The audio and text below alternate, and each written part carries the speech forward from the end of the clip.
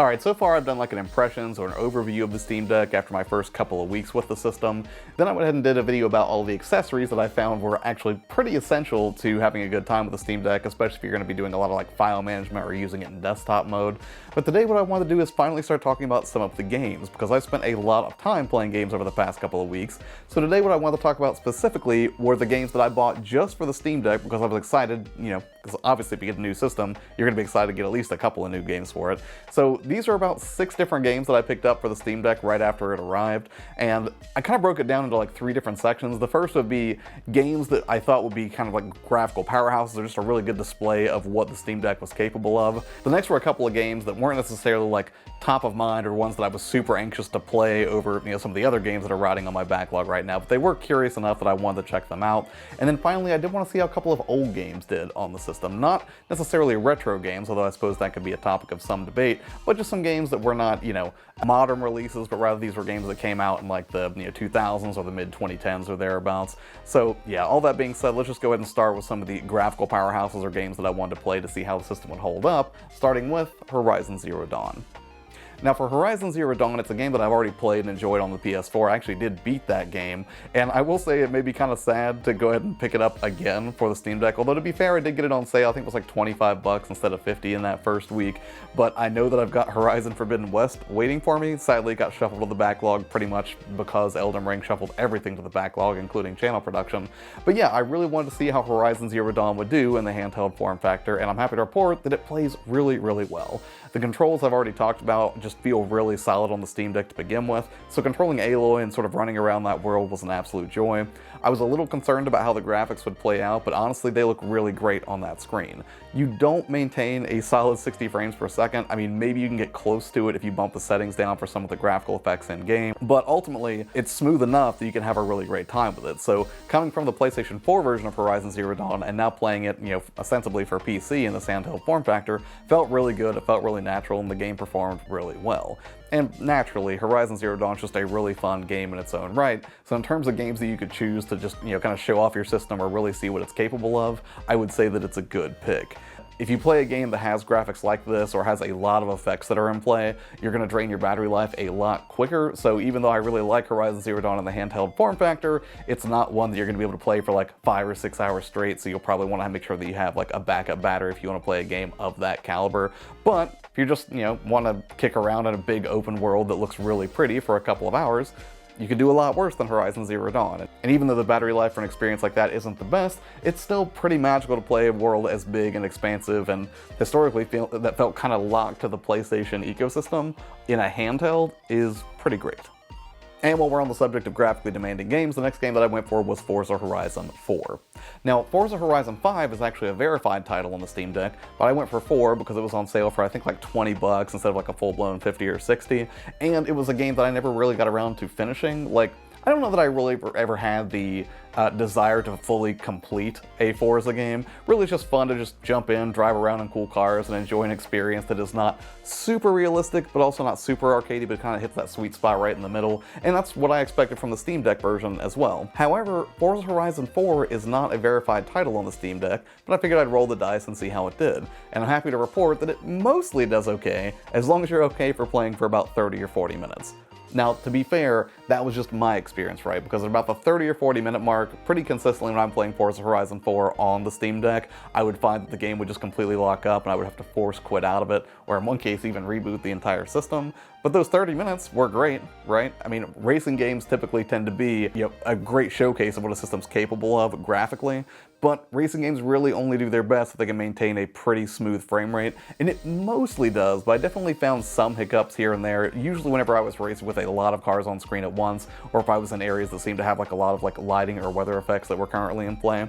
But when it worked really great.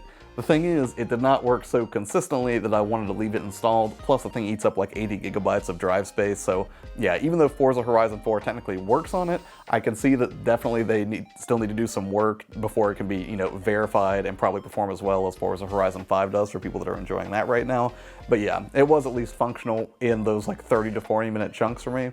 Maybe I could have adjusted the graphical settings to a place where it would have performed longer, but that wasn't really something I really wanted to get into the weeds, too much with or anything anything, so at this point I'm just going to wait and see if that eventually does get verified before I return to it. But when it worked, it looked and performed really great.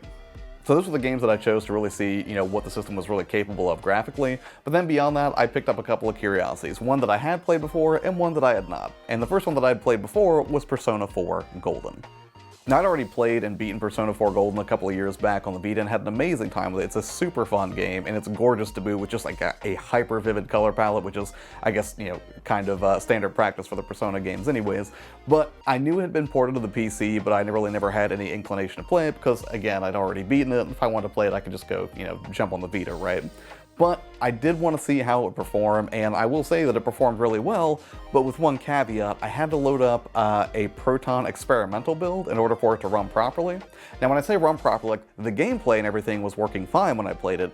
What did not work fine is the opening cutscene, and really any of the cutscenes appeared to have no audio in them, but after I loaded up that Proton experimental build, it worked just fine.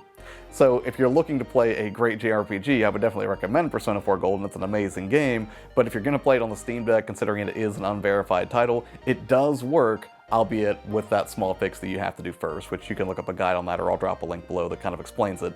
But yeah, it was just one of those games where it was one that I'd already played, so I felt like I had a pretty good baseline for what to expect from the title. And I won't say that the graphics or presentation was really like mind-blowing or far and away better than what I'd seen on the Vita before. Definitely a little bit cleaner though, and for games that are text-heavy like RPGs, it's nice having the increased screen real estate. So yeah, if you're looking for a great JRPG to check out on the Steam Deck, I think that would be a good choice, but hopefully they'll actually get it to verified status soon, so you won't have to take that extra step of loading up an experimental build of Proton. And the other curiosity that I bought is a game that I had not played, but I'd heard so many good things about it that I just really wanted to check it out. And honestly, I was skeptical that it would work well on the Steam Deck, even though it's a verified title, because it seemed like one of those games that would be better suited to a mouse and keyboard, and that is Valheim. Valheim is like an open world, procedurally generated kind of crafting sort of game, and at first I wasn't super excited about it. I didn't understand what all the hype was about, because we'd seen a fair amount of Viking-based games recently, and I'd certainly played my fair share of like open world games with a crafting element to it. So I wasn't really expecting much, and the graphics didn't look that great from afar. But having now purchased it and loaded it up on the Steam Deck, one, it runs great on the Steam Deck. It also kind of drains the battery quick, not too dissimilar to Forza Horizon 4 or Horizon Zero Dawn. And it's weird because technically speaking, the graphics aren't crazy good or anything. In fact, it almost looks kind of blocky, and some of the textures look a little bit low resolution. But honestly, that seems to be an artistic choice, not too dissimilar to from Minecraft, where that was an artistic choice to do sort of a reduced technical presentation, I guess you would say. And while you might think that technical side of the graphics is lacking in Valheim, artistically, it's an absolutely gorgeous game, and it's really fun to sort of explore these really lush environments and sort of just live off the land, as it were, and consistently build up your character. And it's also one of those games that rewards you and levels up different aspects of your character based on the actions that you do, which I always appreciate. So, if you want to run faster, keep running a lot. If you want to jump, just jump farther, jump a lot. It's one of those games where the thing that you continue to do is the thing that you continue to level up, which I just think is a really natural and organic way to approach that kind of character building. But one of the things that I was worried about, again, was that because, games like this can be really text-heavy and usually are better suited to a mouse and keyboard, that it wouldn't really play great with the controls. But it actually does play fantastically well just using standard gamepad controls, and I was really happy about that because, again, I'm somebody who prefers the console experience to PC gaming anyways, so for me to jump into the Steam Deck really required that any of the games that we're going to use were going to be very good using that control scheme.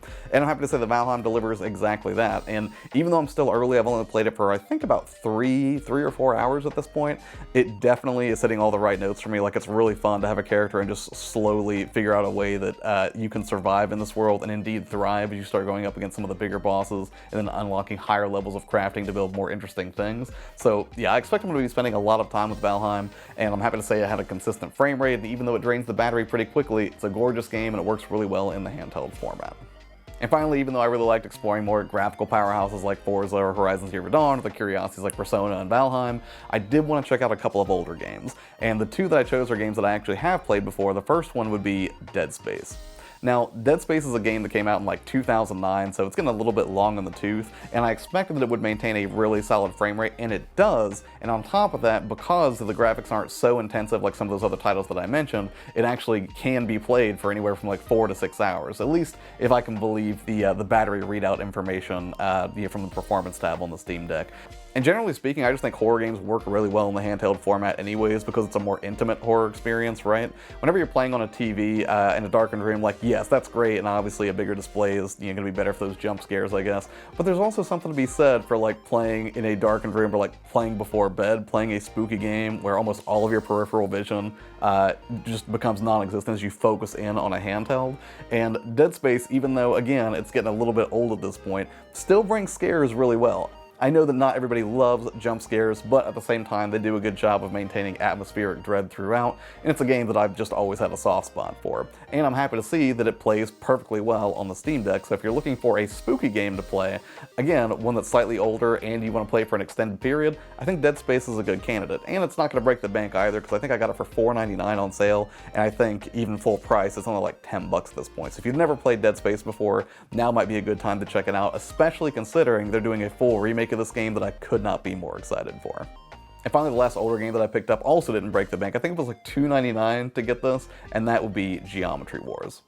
Now, if you've never played Geometry Wars before, it is a bonkers fun, just hyper-vivid twin-stick shooter, and it's one that I'm not exceptionally good at. Most bullet hell or, twin-stick shooters or shmups I'm not great at, but I still have a lot of fun with them, and they're a great way to kill some time. Geometry Wars looks absolutely gorgeous, and the thing is, it is mostly a 2D game. Like, it does have some particle effects that are at play, but it maintains a pretty solid frame rate, and it's another one of those games that, because it's not taxing the deck in any significant way, you can get a ton of battery life out of the system when playing it, and it feels just as good as I remember it. And maybe slightly more so, because the analog sticks on the Steam Deck feel like they're slightly more raised than what you would get out of a standard like Xbox or DualSense controller or something like that. So it does feel like you have a slightly greater degree of control, although in a game where you have to have twitchy reflexes like Geometry Wars, that might be a little bit of a disadvantage. Maybe a better advantage where you have to do something like take very careful and precise aim, like if you're playing a shooter or something like that.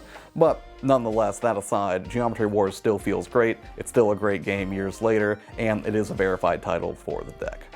Alright, and that's it for this video. Those are my selections for the Steam Deck, and actually looking back on this list, I was pretty happy with the distribution of genres that I hit here, because I started off action-adventure, and then I went to racing, open-world crafting, RPG, horror, arcade. I had a pretty good distribution of checking out how different types of games played on the Steam Deck. But hey, what about you? If you pre-ordered a Steam Deck, is there any particular game that you're looking to play right off the bat that you're excited about? Or do you have any suggestions, if you're somebody who's way more familiar with PC gaming than I am, of a game that I should check out on the deck? I would love to hear about it. As always, thanks for taking the time out of your day to watch. I really appreciate it. Have a good one, and I'll see you on the next one. Bye.